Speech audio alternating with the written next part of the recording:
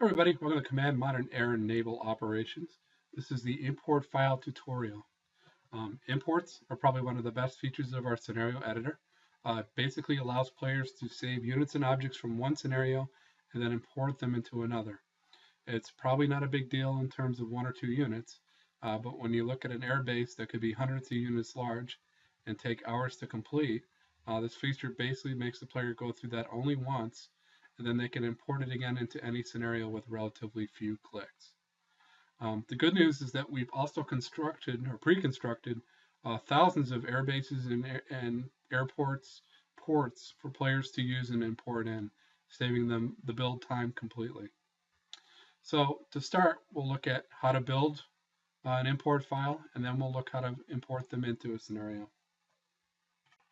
All right, let's start by creating an import file. So let's add a couple of units. In this case, we'll add an Australian Perry-class frigate, and might as well add an Anzac along with it.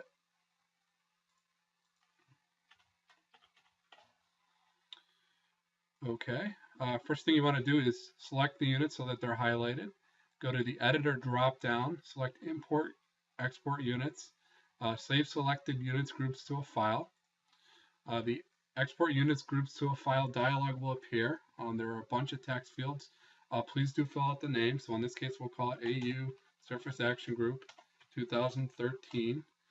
Valid from and until. These are not required, but we will. So we'll say 2012 until 2014. And then you can add a note, which is really useful when you share these files, and it's all displayed to the player when they look. And I'll show you that in a minute when we add it to a scenario. So we'll say only active in the Indian Ocean. Okay, when you hit save, you'll get the Windows Save As dialog. First thing to note is that all files are saved as extension.inst files. Second thing is that this is actually pointing at a directory in command. It's the import export folder. It must always be pointing at this to be able to see them in the dialog, which I'll show you in a minute. So in this particular case, it's an Australian group, so we'll add it to the Australia folder. You can create your own folders just as long as it's under import and exports. I did actually have a mic folder. So we'll go ahead and put Australia, and we'll give the file a name, AUSAG 2013, and we'll save it. So we'll go ahead and create another scenario, like this one. We'll add side, AU.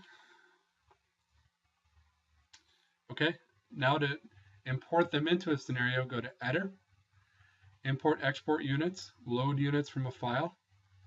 Okay, when I open this up on the left is basically your file directory. Okay, so it is actually looking at that import and export folder under Command in Windows. And you can expand these to show what's inside of them. So in this case, we actually saved it on Australia. You can see all the folders there, and there's our AUSAG 2013. When we check it off on the right, you'll notice all the text that we added and then the unit list. And when you're ready to add them, you can hit Load Selected Installations. And then when you go back in, you can see your units are now added to the spot you actually had them in the original scenario. If they're carrying a helicopter, it'll also be there too. So you can actually save carriers with entire air groups, and it'll work. Just to kind of demonstrate the real value in this, that was only a couple units. Let's add all of Sri Lanka's air bases in one click. So we'll go to Import Export Units, Load Units Group from File, go down to Sri Lanka,